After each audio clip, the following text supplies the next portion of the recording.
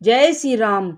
यहाँ तक की रामायण कथा मैं कह चुकी हूँ। आगे की कथा इस प्रकार है कि कई का कोप भवन में जाना। पापनी मंत्रा ने बड़ी बुरी घात लगाकर कहा, कोप भवन में जाओ, सब काम बड़ी सावधानी से बनाना, राजा पर सहसा विश्वास न कर लेना, उनकी बातों में न आ जाना।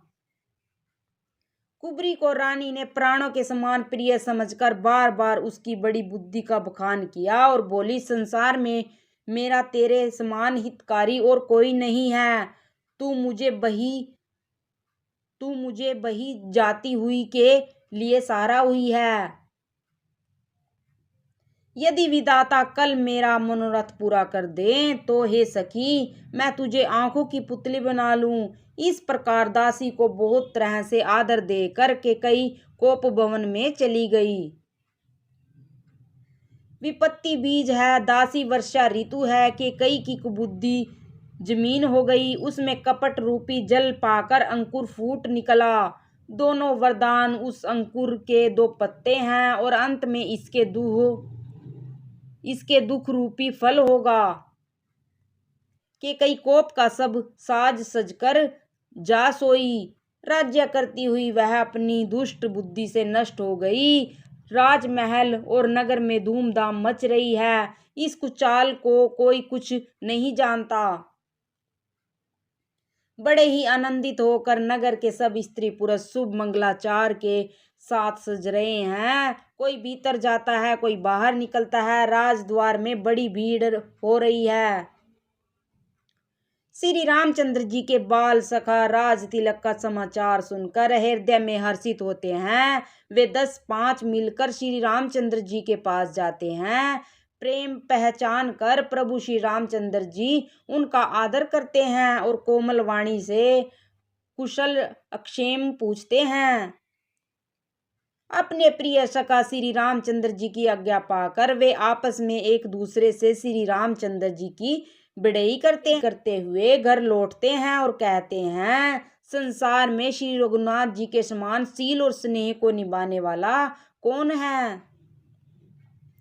भगवान हमें यही दे कि हम अपने कर्मवश भ्रमते हुए जिस जिस योनि में जन्मे वहाँ वहाँ हम तो सेवक हों और सीतापति श्री रामचंद्र जी हमारे स्वामी हों और यह नाता अंत तक निभ जाए। नगर में सबकी ऐसी ही अभिलाषा है, परंतु केकई के हृदय में बड़ी जलन हो रही है। कुसंगति पाकर कौन नष्ट नहीं होता। नीच के मत के अनुसार चलने से चतुराई नहीं रह जाती।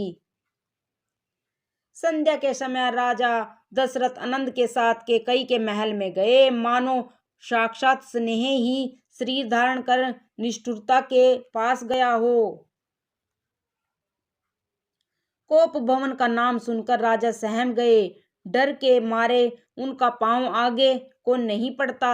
स्वयं देवराज इंद्र जिनकी भुजाओं के बल पर बसता है और संपूर्ण राजा लोग जिनका रुख देखते रहते हैं, वही राजा दशरथ स्त्री का क्रोध सुनकर सूख गए।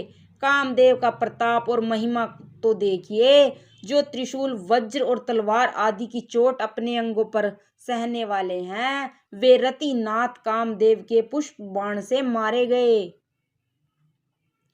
राजा डरते डरते अपनी प्यारी केकई के पास गए। उसकी दशा देखकर उन्हें बड़ा ही दुख हुआ। केकई जमीन पर पड़ी है, पुराना मोटा कपड़ा पहने हुए, शरीर के नाना आभूषणों को उतार कर फेंक दिया है।